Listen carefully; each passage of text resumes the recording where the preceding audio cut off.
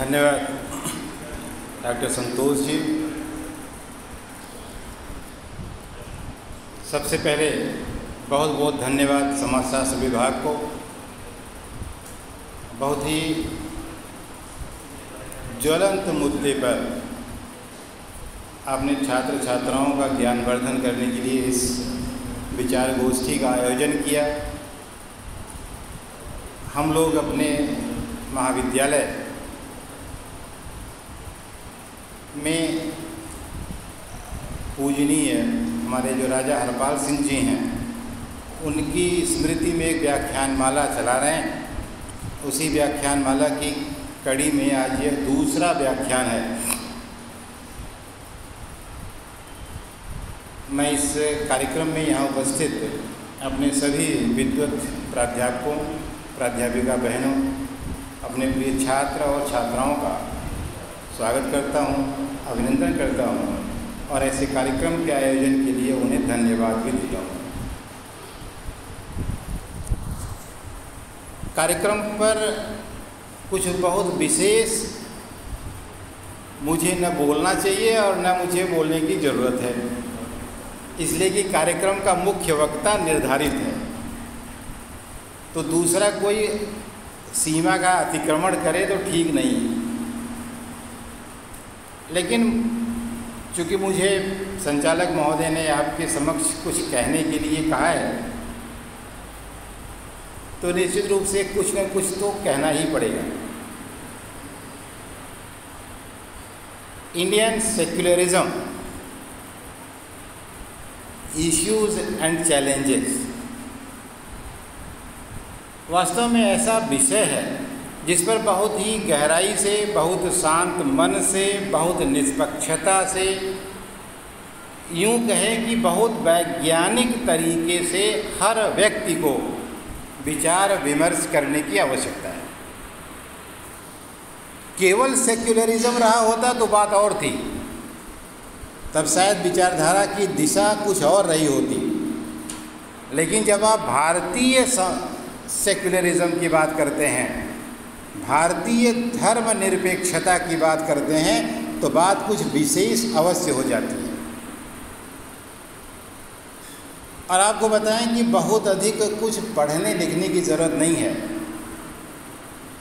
बहुत सबसे छोटी बात जो आप जानते हैं वही धर्मनिरपेक्षता है, और वह है कि जियो और जीने दो, बस।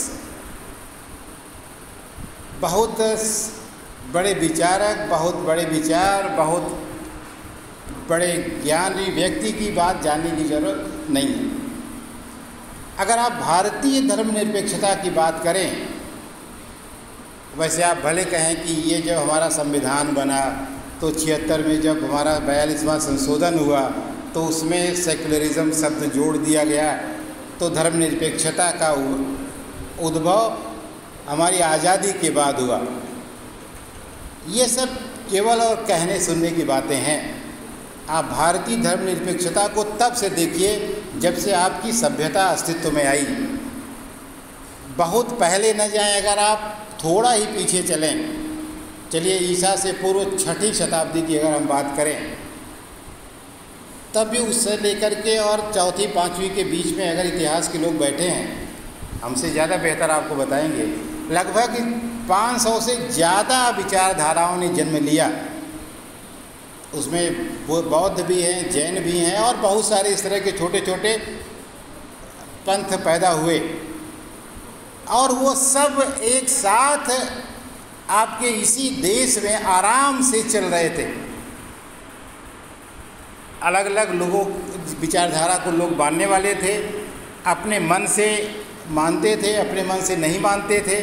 आपने पढ़ा होगा कि बिंबिसार ने ये धर्म स्वीकार कर लिया, अशोक ने यह धर्म स्वीकार कर लिया। इसका मतलब था कितनी फ्रीडम थी, जो चाहे स्वीकार करिए, जो चाहे न स्वीकार करिए, जैसे चाहे वैसे रहिए। इसका मतलब ये है कि हर व्यक्ति अपने इच्छा के अनुसार जीने के लिए स्वतंत्र हो, अपने हिसाब से पूजा करने के लिए स्वतंत्र हो, अपने हिसाब से अपनी दिनचर्या तय करने के लिए स्वतंत्र हो, लेकिन दूसरे को अच्छा या बुरा कहने का अधिकारी नहीं है। और यह और भी पुराना अगर आप देखें, पहले भी देखें, तो आप किसी तरह का कोई भेदभाव, जब आप भारतीय धर्मनिरपेक्षता की बात करते हैं तब आपको बहुत पीछे जाने की ज़रूरत है।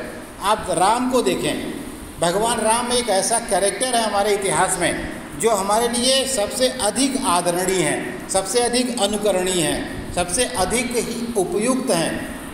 उनको जिस रूप में आप देखें उसी रूप में उपयुक्त हैं। उनको आप देखें तो निषाद के घर जाते हैं, वहाँ भी कोई भेदभाव नहीं करते हैं। सबरी का जूठा बेर खाते हैं, वहाँ भी कोई भेदभाव नहीं करते हैं।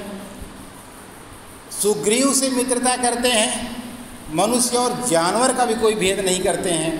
बंदर है आप कहते हैं वो। तो ऐसी धर्मनिरपेक्षता दुनिया में कहाँ मिलेगी?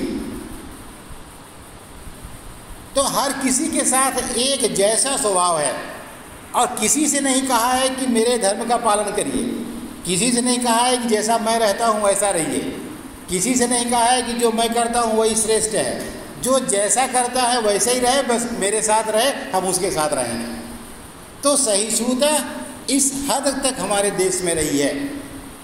तो हमारे देश का जो धर्मनिरपेक्षता है वो सही में डिफरेंट है, वो दुनिया में और कहीं नहीं है।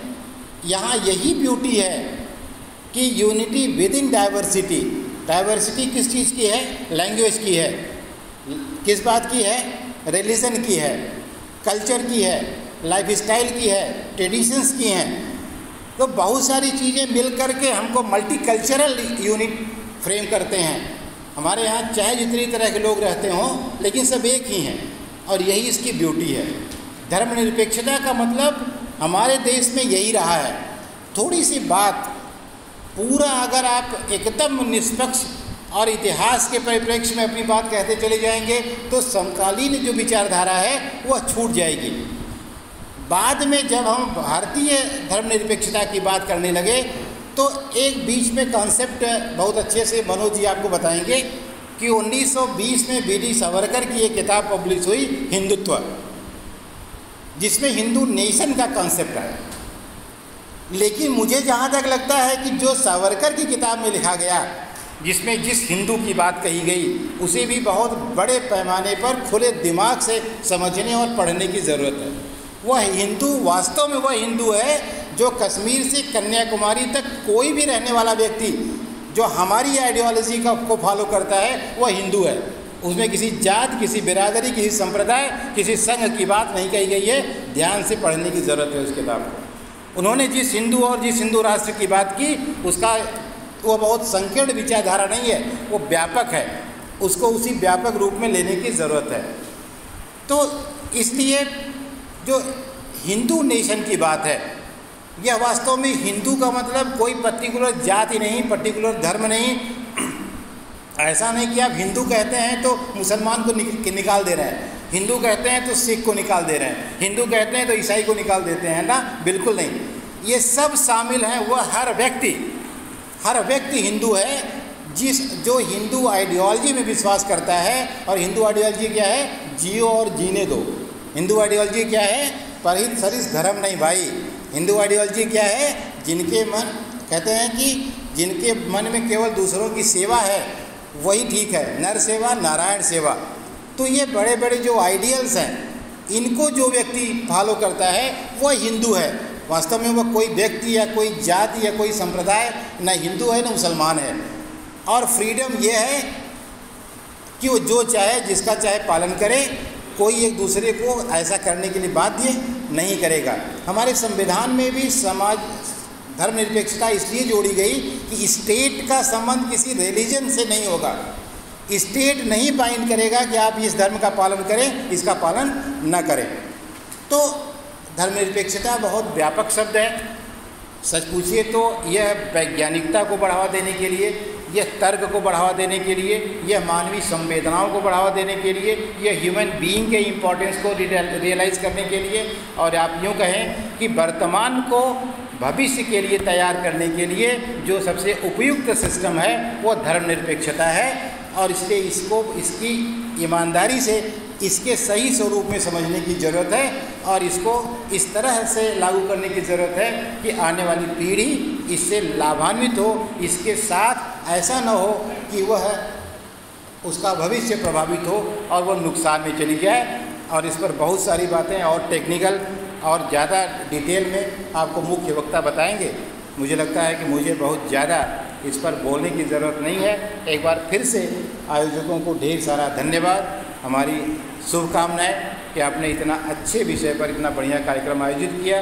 या हमारे तमाम अध्यापक उपस्थित हैं, सबको बहुत बहुत धन्यवाद, आभार। जय हिंद, जय भारत।